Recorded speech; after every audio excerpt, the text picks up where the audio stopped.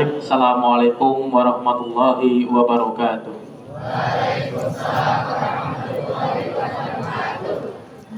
Yang kami hormati Bapak Kepala SMK Negeri 1 Gladu, Bapak Andi Saputra Eskom. Yang kami hormati Ibu LTKTU SMK Negeri 1 Gladu, Ibu Ramiah SAP.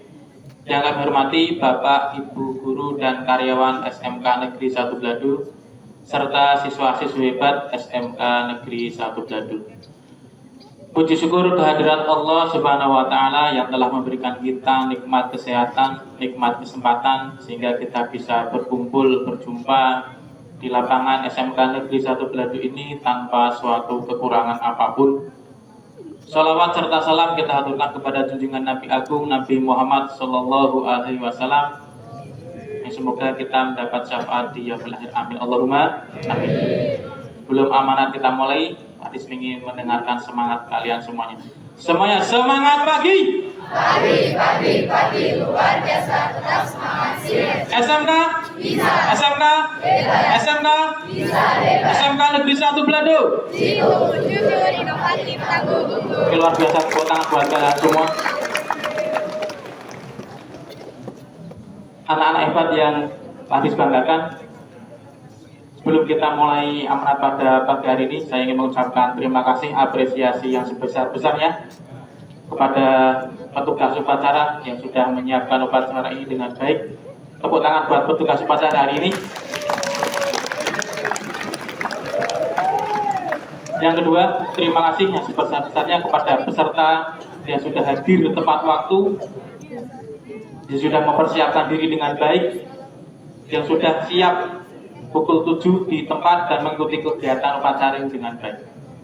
Kemudian semoga peserta upacara yang belum baik, ya, yang masih kurang baik, semoga mendapatkan hidayah. Amin Allahumma amin. Tema amanat pada pagi hari ini, Pak Hadis akan mengambil tema tentang disiplin dan ikhlas. Mohon perhatian semuanya, tidak ada yang berbicara, semuanya dalam posisi istirahat di tempat. Dan kuping dipasang, mata menghadap ke saya semua, tidak ada yang berbicara. Paham?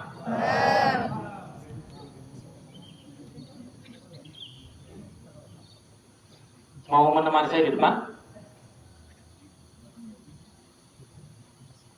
Baik, anak-anak hebat semua.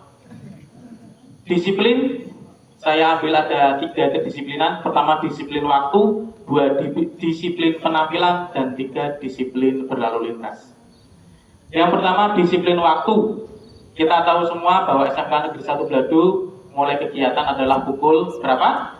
7 lebih, gerbang sudah ditutup, dan apabila ada yang terlambat maka akan ada pembinaan dari tim STP 2K. Sudah tahu semua, jam 7 kita akan memulai pembelajaran. Sudah tahu ya? Sudah tahu, terima kasih. Berarti kalau ada yang lebih dari jam 7, mohon diikhlaskan apabila akan mendapatkan pembinaan. Itu. Kemudian upacara apel juga dimulai pada pukul 7. Untuk kelas yang mendapatkan jatah upacara apel, mohon sudah siap di tempat. Bangun pagi, subuh, sholat subuh, berangkat, jangan lupa untuk sarapan, doa kepada orang tua, dipersiapkan segala sesuatunya. Yang kedua adalah disiplin penampilan. Disiplin penampilan dari ujung rambut hingga ujung kaki diperhatikan. Bagi yang cowok, rambut yang panjang mohon dipotong sesuai dengan aturan SMK kita, ya, 1 cm, 3 cm, ya, yang belakang juga 1 cm. Pendek. Itu untuk keselamatan kerja kalian dan juga untuk penampilan yang lebih baik. Kemudian yang perempuan, mohon tidak memakai make up. Kalian adalah siswi SMK, ya, yang bukan untuk pamer, bukan untuk mejeng, bukan untuk jalan-jalan, tapi untuk belajar, di sini. Ya, topi, kerudung, dasi, ikat pinggang, baju, sepatu mohon diperhatikan. Hari Minggu sebelum berangkat sekolah hari Senin dipersiapkan dengan baik. Itu ciri-ciri siswa yang akan sukses itu seperti itu. Paham ini? Jelas? Oke ya. Kalau masih ada yang tidak baik, mohon diperbaiki. Ya. Kemudian yang ketiga adalah disiplin berlalu lintas. Siapa tadi yang berangkat dari utara atau dari arah Bandar? Banyak ya? Ada kejadian apa? Kecelakaan. Ada kejadian kecelakaan di Sebir, tikungan bengkelnya Mas Yayan itu di sana. Dan innalillahi wa inna ilaihi raji'un, kelihatannya tidak bergerak. Kecelakaan ya. Karena saya lihat ketika saya lewat, seorang siswi SMP memakai baju SMP mengendarai Honda Beat hitam, itu kelihatannya adu banteng dengan kendaraan yang ada di depan, sehingga bercucuran darah keluar dari mulut, telinga. Saya lihat secara langsung dan tidak ada yang berani mendekat. Inti dari penjelasan saya pada disiplin berlalu lintas ini, mohon siswa-siswi SMK Negeri 1 Bladu yang memakai kendaraan bermotor wajib memakai helm. Jelas? Jelas. Tidak ada toleransi bagi kalian yang berangkat tidak membawa helm. Apabila masih ada yang tidak membawa helm, SMK Negeri 1 Bladu tidak akan diperbolehkan untuk memakai motor. Paham? Kalian berangkat diantar orang tua atau naik pickup atau naik angkutan ya, atau naik apapun itu. Jelas ini, paham? Siswa-siswi SMK Negeri 1 Bladu yang memakai kendaraan bermotor wajib mengenakan helm. Paham ini? Jelas? Terima kasih. Apabila besok masih ada yang tidak memakai helm, maka tidak akan diperbolehkan memakai sepeda motor. Dan kejadian tadi pagi, jujur, membuat kaki saya berdek, hati saya juga berdek. Mungkin kalian lewat juga, ya sama kan? Lah, itu apabila terjadi pada kalian, bagaimana rasa orang tua kalian? Sedih apa tidak? Sedih. Ya, yang cowok-cowok perhatikan, halo? Paham ini?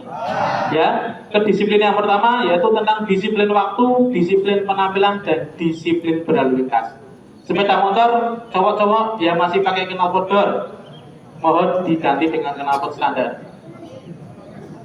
Apabila masih tidak ada tindakan yang jelas dan nyata, akan kami tindak dengan terukur. Paham ini? Akan kami lepas.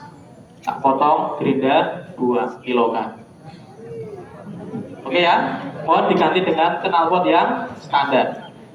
Di Undang-Undang Lalu Lintas nomor 22 tahun 2020 sudah jelas itu. Ya, paham ini?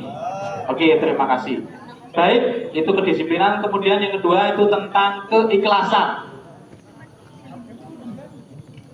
Halo. Hai, siswa-siswi hebat SMK Negeri 1 Bladu.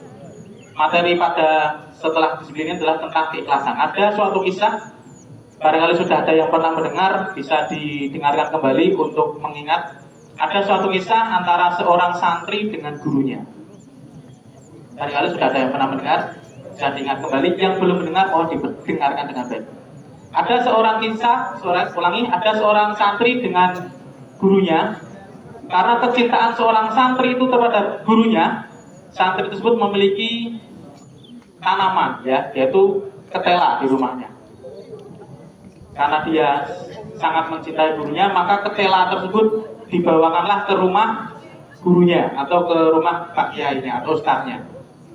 Dia memiliki ketela satu-satunya yang ada di rumah, yang dia tanam dari pohon, dari ladangnya, dibawa ke rumah gurunya.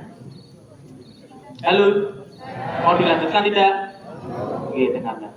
Setelah sampai di rumah Pak Kiainya, Assalamualaikum Pak Kiai, saya membawa sepotong ketela ini untuk Pak Kiai, mohon diterima dengan baik. Setelah itu diterima oleh Pak Kiainya, si santri tersebut pulang. Sebelum pulang ternyata Pak Kiainya menghentikan. Tunggu dulu sebentar, saya memiliki oleh-oleh buat kamu. Diberikanlah seekor ayam yang dimiliki Pak Kiainya tersebut ke seorang santrinya. Ini ada seekor ayam, mohon diterima. Kemudian dengan mengucapkan terima kasih Pak Kiai, saya sudah diberikan, mohon pamit izin. Sesampainya di jalan, bertemulah santri tersebut dengan temannya, seorang santri juga. Jadi kamu dari mana? Tanya temannya. saya dari rumah Pak Kiai dengan membawa ketela, kemudian saya diberikan ayam. Oh, karena bertemu, oh berarti kalau saya memberi kambing, saya akan diberi sapi nih, seperti si santri yang pertama itu. Hal tersebut tidak disampaikan, kemudian keduanya pulang. Sampai di rumah, santri yang satunya itu, yang bertemu di jalan itu, berniat akan memberikan seekor kambing, ya, dengan niat mudah-mudahan saya diberi sapi. Dengan niat seperti itu, sudah ada niatan seperti itu. Datanglah santri yang satunya ke rumah Pak Kiainya. Pak Kiai, saya membawa seekor kambing buat Pak Kiai. Ya. Kemudian diterimalah kambing itu. Oh, terima kasih. Sebentar, sebelum kamu pulang saya ada oleh-oleh untuk kamu. Kebetulan tadi pagi santri tadi yang pertama pagi itu datang membawa ketela. Ini terimalah ketela dari saya untuk kamu. Akhirnya kambing yang diberikan Pak Kiai kemudian diterima Pak Kiai, dikasihkanlah santri yang datang terakhir itu membawa ketela.